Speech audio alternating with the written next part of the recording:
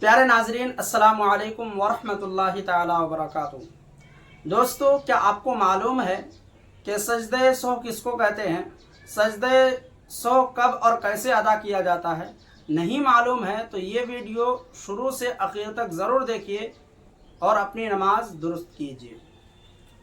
دوستو، سجدہ سہو کا معنی ہے بھولنے کے، یعنی جب ہم نماز پڑھتے ہیں تو نماز پڑھتے وقت کوئی غلطی ہو جاتی ہے تو اس غلطی کو صحیح کرنے کے لیے، اس غلطی کو دور کرنے کے لیے آخر میں 2 سجدے کیا جاتے ہیں، اسی کو سجدہ سہو کہتے ہیں۔ اب سوال یہ ہے کہ سجدہ سہو کیسے ادا کریں؟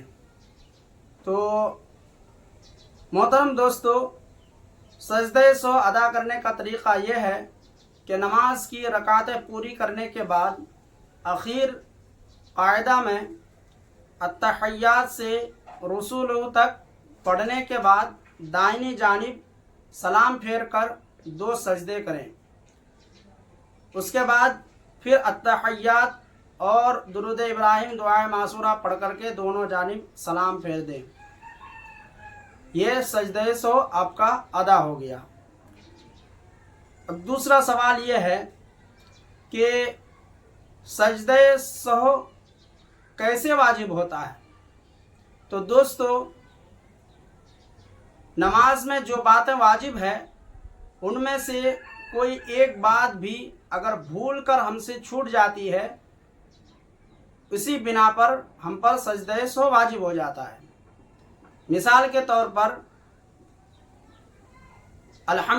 ثنا کے بعد الحمد شریف پڑھا، اس کے بعد قرآن عظیم کی کوئی صورت یا کوئی 3 آیتیں ملانا بھول گیا، قرآن شریف پڑھنا بھول گیا اور ڈائریکٹ رکوع میں چلا گیا، تو اب سجدہ سہو واجب ہو گیا، کیونکہ قرآن عظیم کی تلاوت کرنا واجب ہے۔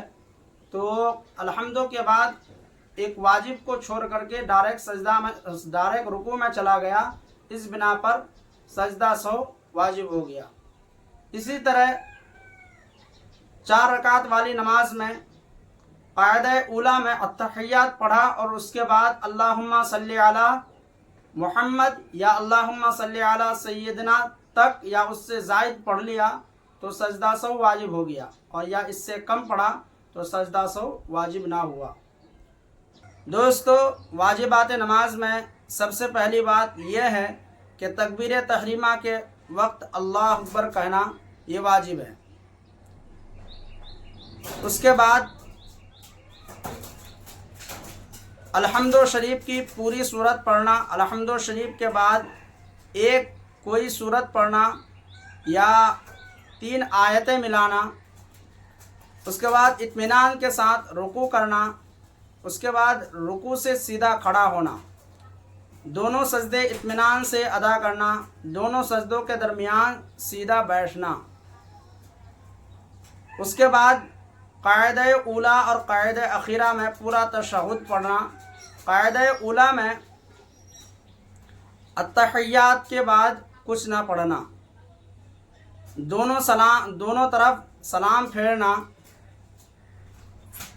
وتر کی نماز میں دعائے قنوت پڑھنا، عیدین کی نماز میں زائد 6 تکبیریں کہنا، تمام ارکان کو ترتیب سے ادا کرنا، تمام ارکان کے درمیان کوئی فاصلہ نہ ہونا، اور عشاء، مغرب، عشاء اور فجر کے وقت امام کو بلند آواز سے قرأت کرنا، اور ظہر اور عصر کے وقت امام کو آہستہ قرأت کرنا اور مقتدی کا خاموش رہنا۔ یہ تمام باتیں واجبات نماز میں سے ہے۔ تو ناظرین، آپ اگلی ویڈیو کس موضوع پر دیکھنا چاہتے ہیں کمنٹ کر کے ضرور بتائیں، انشاءاللہ اس ٹاپک پر، اس موضوع پر ویڈیو بنایا جائے گا اور آپ تک مسائل پہنچائے جائیں گے۔ پھر ملیں گے اگلی ویڈیو میں، تب تک کے لیے اللہ حافظ۔